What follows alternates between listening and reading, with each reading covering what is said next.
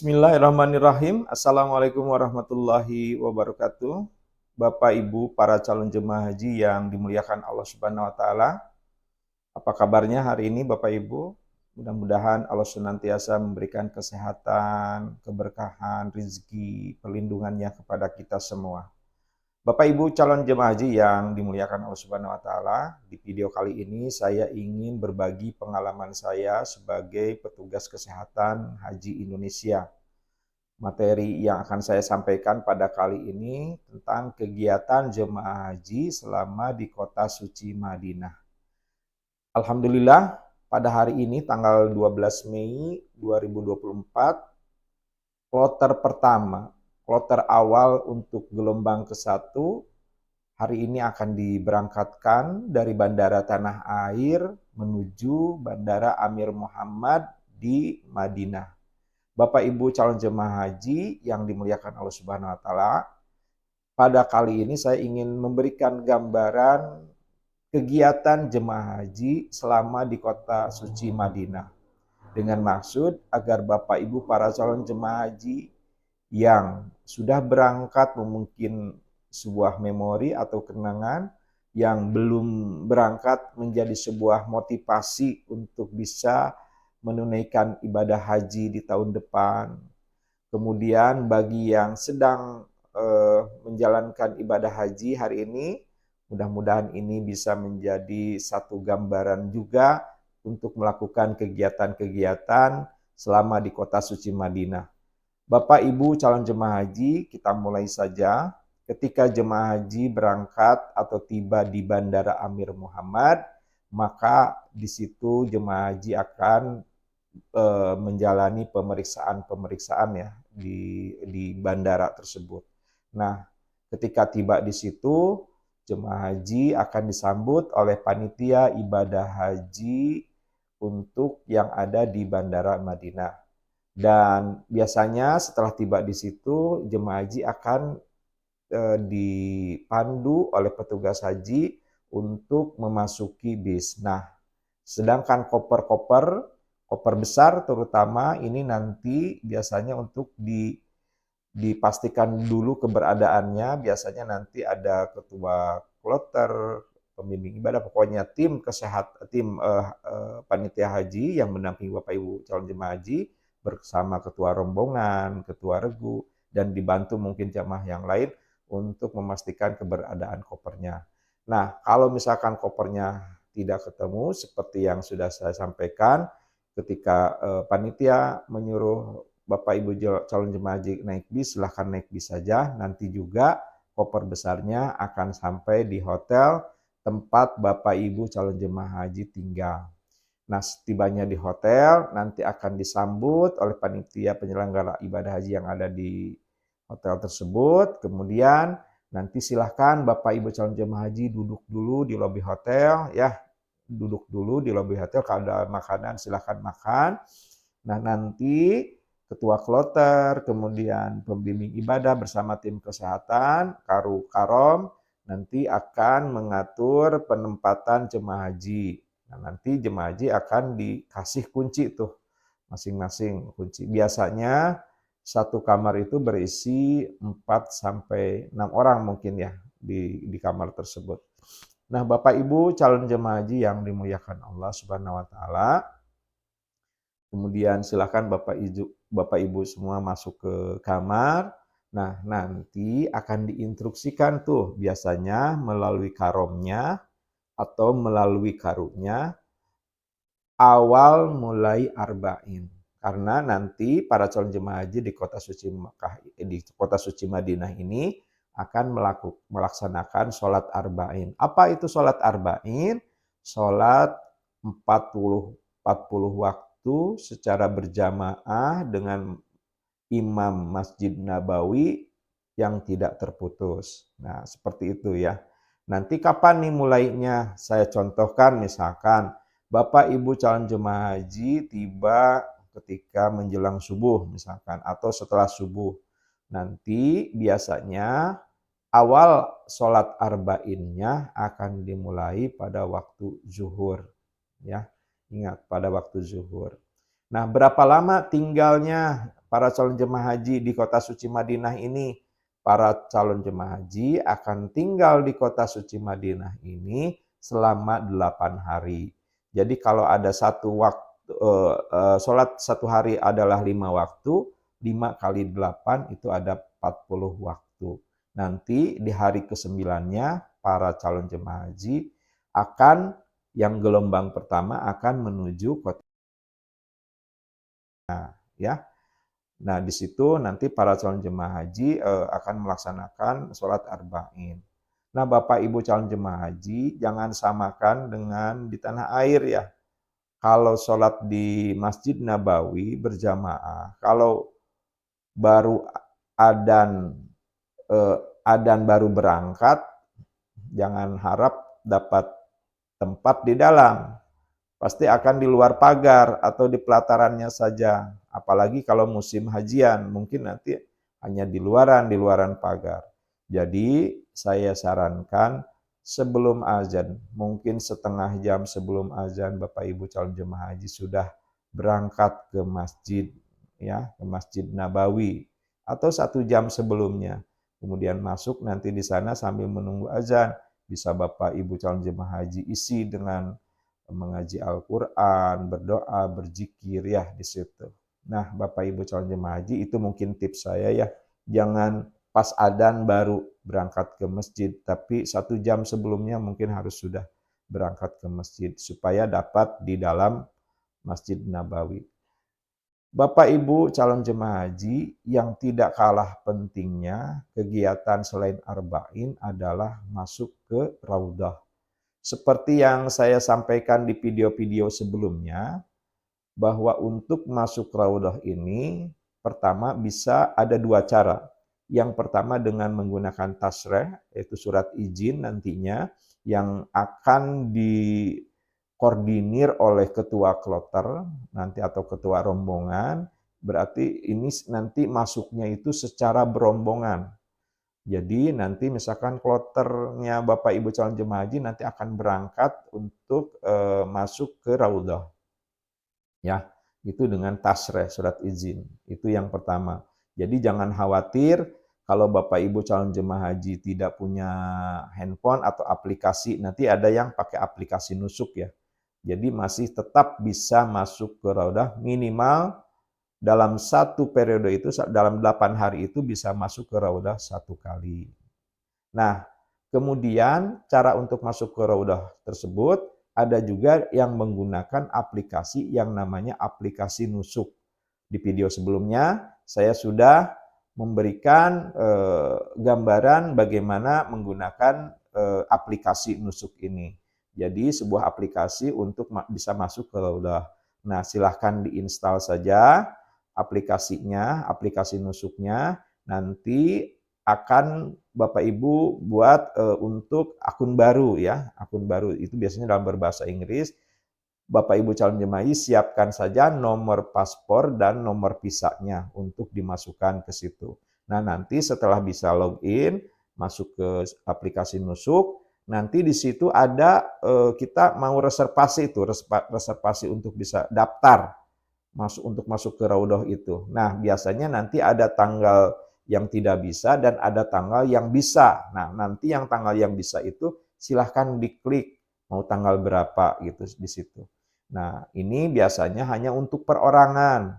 Nah, nanti masuk ke situ itu dengan cara di barcode ya, seperti itu. Jadi masuk ke Raudhah itu untuk. Jadi nanti Bapak Ibu masuk ke Raudhah.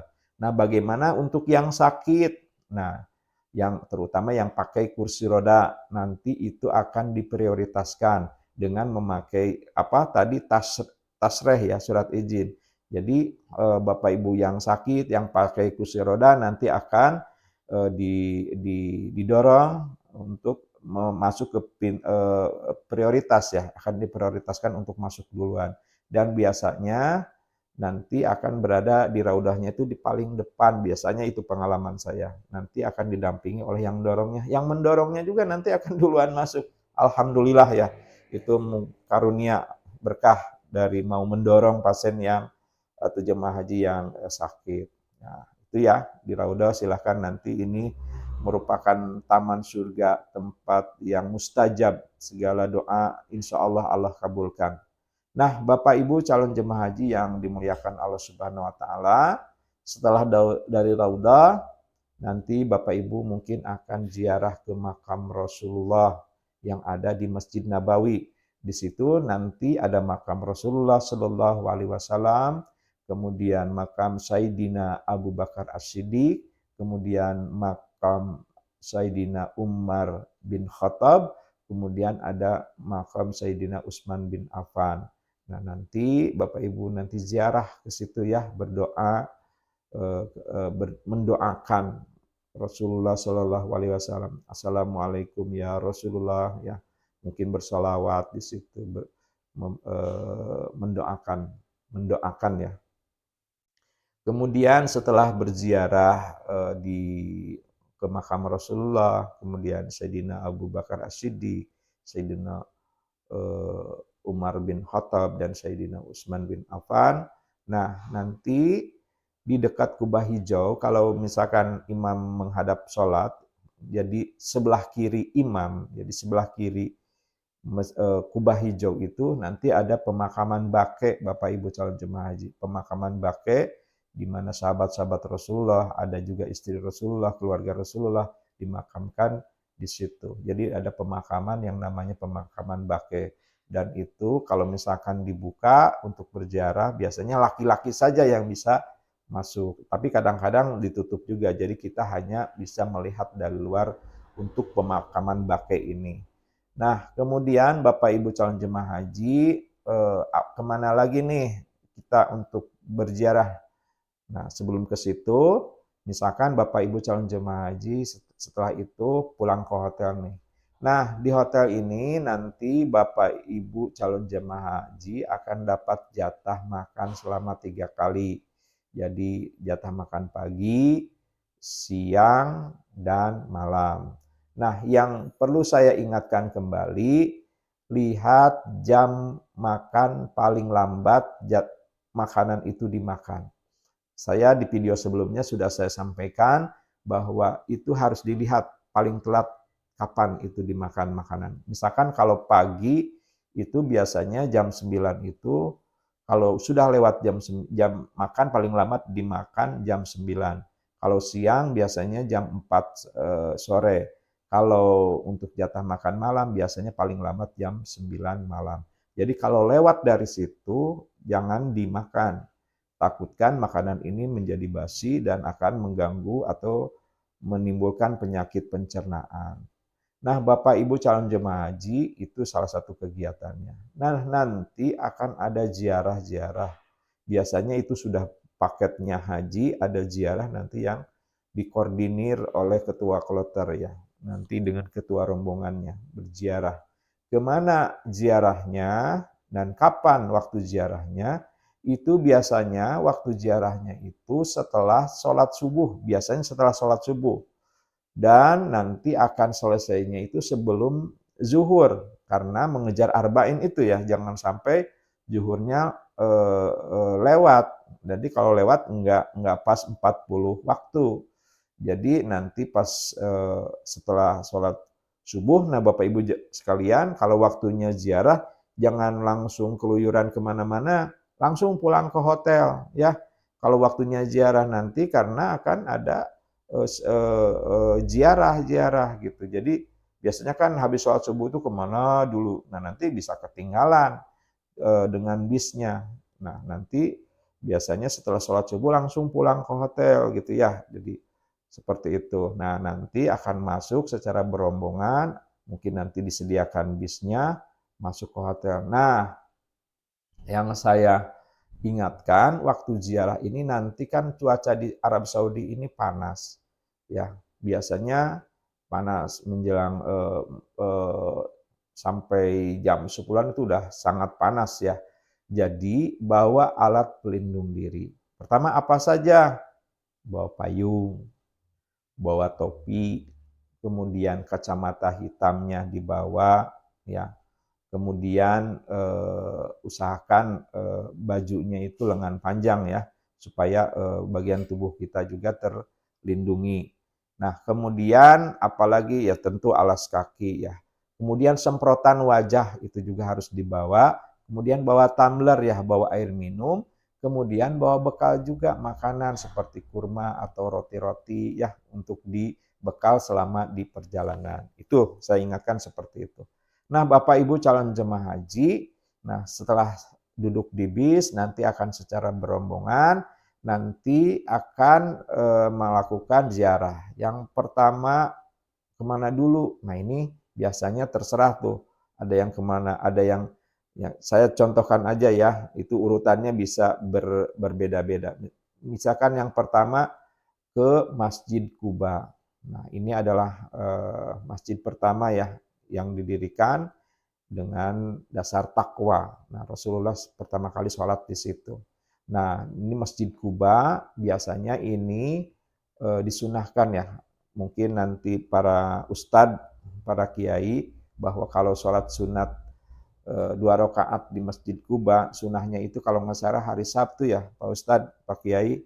Jadi hari Sabtu itu kalau bukan hari Sabtu, kalau sholat sunat 2 rakaat di Masjid Kuba itu sama dengan melaksanakan umroh katanya seperti itu.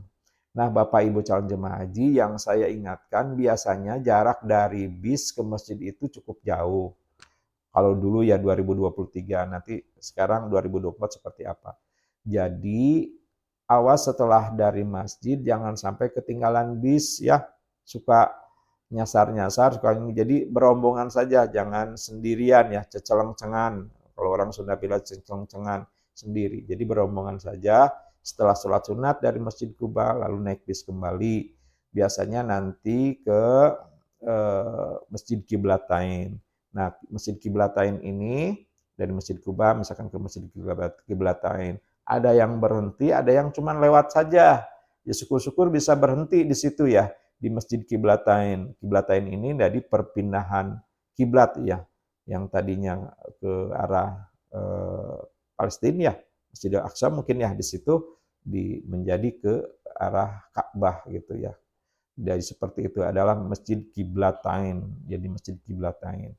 Nah, dari Masjid Kiblatain kemudian ada kehendak perang Parit ya di situ, perang ada Masjid 7 di situ.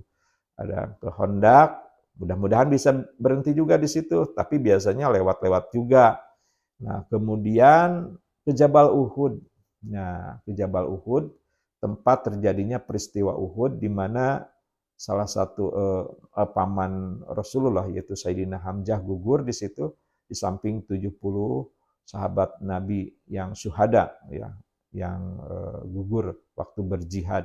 Ada pemakamannya di situ. Ya. Nah, di sini biasanya sama juga tuh, dari bis ke lokasi pemakaman, salah satunya pemakaman para syuhada di situ, itu lumayan cukup jauh. Nah, kenakanlah payung ya yang tadi dibekal, kemudian topinya juga dipasang, kemudian karena panas silau kacamata hitamnya dipakai, kemudian banyak berdebu maskernya dipakai, semprotan wajahnya juga dibawa. Jadi kalau misalkan ini semprot-semprot, kemudian makanan juga dibawa barangkali lapar ya untuk mengganjal sementara gitu ya. Pemadam kelaparan namanya itu.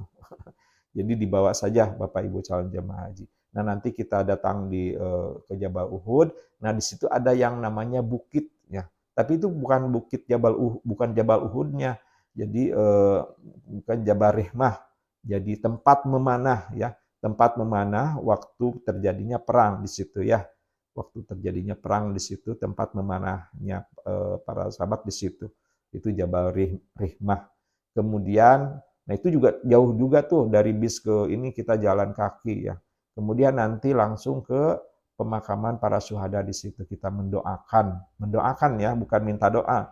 Kita mendoakan para syuhada di situ di Jabal Uhud tersebut. Setelah itu kembali ke bis. Nah, Bapak Ibu calon jemaah haji, setelah di bis biasanya kita langsung diajak ke pasar kurma. Nah, ini dia pasar kurma, Masya Allah. Di situ kita masuk ke salah satu, memang banyak di pasar kurma kita tergantung eh, bisnya mau bawa ke pasar kurma yang mana kita masuk nanti, wah udah di situ. disambut oleh pedagang-pedagang, pelayan-pelayan yang ada di pasar kurma itu, silahkan Bapak Ibu calon jemaah haji, biasanya halal tuh, halal halal halal, jadi boleh mencicipi, tapi jangan mencicipinya 1 kilo, cuman satu gitu ya, mungkin mencicipi, menyobain, dan silahkan untuk beli di situ. Cuman gambaran saya biasanya harga kurma di situ lebih mahal daripada di tempat lain kalau kita belanja biasanya dengan mutawib atau guide-guide biasanya diajak ke pasar kurma yang lebih murah seperti itu. Tapi nggak apa-apa, silahkan untuk kita bawa beli coklat, mungkin di situ ada kurma, ada kacang-kacangan, di situ silahkan untuk oleh-oleh ya di ini. Nah, kemudian kembali ke bis, setelah itu karena kita targetnya sebelum zuhur, maka akan pulang kembali ke hotel ya di situ. Nah, siap-siap lagi untuk melaksanakan sholat zuhur berjamaah. Nah, begitu gambarannya. Dan saya mau menyampaikan juga terkait dengan pos pelayanan kesehatan. Nah, untuk pos pelayanan kesehatan di Madinah itu tidak dibuka secara terbuka. Misalkan ada banner pos pelayanan kesehatan kloter anu gitu, kloter A, kloter B. Enggak seperti itu. Karena di situ ada aturan kalau tahun 2023, 2016 itu tidak boleh secara terbuka. Jadi yang saya sarankan Bapak Ibu calon jemaah haji tanyakan aja ketua karom atau karunya kamar petugas kesehatan. Nah, kamar petugas kesehatan di sebelah mana? Dengan maksud apabila Bapak Ibu calon jemaah haji butuh bantuan kesehatan, itu gampang untuk mencarinya. Atau biasanya dari tanah air, petugas kesehatan itu sudah memberikan nomor handphonenya, nomor WA-nya. Jadi Bapak Ibu kalau misalkan ini bisa kontak petugasnya ya seperti itu. Ini sebagai gambaran. Akan beda nanti pos pelayanan yang ada di Mekah. Kalau yang ada di Mekah itu ada pos pelayanan kesehatan satelit. Nah, itu gabungan. Nanti di segmen berikutnya saya akan sampaikan. Kemudian di kamar-kamarnya juga dokter itu memasang banner juga ada pos layanan untuk kloternya. Seperti itu kalau di Mekah. Tapi kalau di Madinah tidak seperti itu. Nah, Bapak Ibu calon jemaah haji, nanti setelah 8 hari di kota suci Madinah, Bapak Ibu calon jemaah haji akan berangkat ke Mekah. Nah, Bapak Ibu calon jemaah haji ini selingan untuk refreshing Bapak Ibu calon jemaah haji di pelataran Masjid Nabawi ini nanti ada belakang kalau dulu ada jam, nah di situ yang di pas pintu masuk utama di pintu berapa ya 333 atau berapa itu pintu utama kalau dulu ada jam di situ. Nah di belakang situ itu ada yang namanya food court ya itu untuk bersantai-santai mungkin Bapak Ibu calon jemaah haji kan akan tinggal lama. Mungkin untuk healing, refreshing bisa Bapak Ibu. Di situ ada bakso juga, ya. Kemudian ada makanan-makanan yang lainnya dari berbagai negara. Makanan khas Arab juga ada di situ. Silakan ada tempat duduknya itu enak banget untuk refreshing ya, untuk menghilangkan kepenatan. Silahkan Bapak Ibu ke situ, tidak jadi masalah. Nah, Bapak Ibu calon jemaah haji, setelah 8 hari berada di kota suci Madinah, nanti Bapak Ibu calon jemaah haji akan berangkat ke kota suci Mekah untuk melakukan apa? Untuk melakukan umrah wajib. Nah, Bapak Ibu calon jemaah haji, silakan Bapak Ibu calon jemaah haji mungkin nanti bisa Bapak Ibu calon jemaah haji ke sholat dulu di Masjid Nabawi, kemudian ziarah wada ya, ziarah perpisahan mungkin dengan Rasulullah SAW ada ziarah wada. Kemudian setelah itu pulang ke hotel, kemudian nanti mandi, kemudian pakai baju ihram gitu ya, pakai baju ihram di hotel, baru pakai baju ihram dulu untuk melaksanakan umroh wajib. Atau ada juga yang jemaah haji memakai baju ihramnya nanti pas ngambil mikot di Masjid Bir Ali. Itu silahkan saja, ikuti saja arahan pembimbing ibadahnya, ikuti arahan dari KBIH-nya, kapan baju mau dipakai di hotel atau nanti di Masjid Bir Ali. Kalau saran saya mending pakai di masjid, mohon maaf, di hotel saja, pakai baju ihramnya. Belum niat ya, belum niat Bapak Ibu calon jemaah haji. Nah, setelah semuanya sudah siap, baru nanti masuk ke bis sesuai dengan rombongannya. Nah, kemudian dibawa nanti ke Bir Ali. Nah, dari Bir Ali nanti kita di situ akan sholat sunat ihram.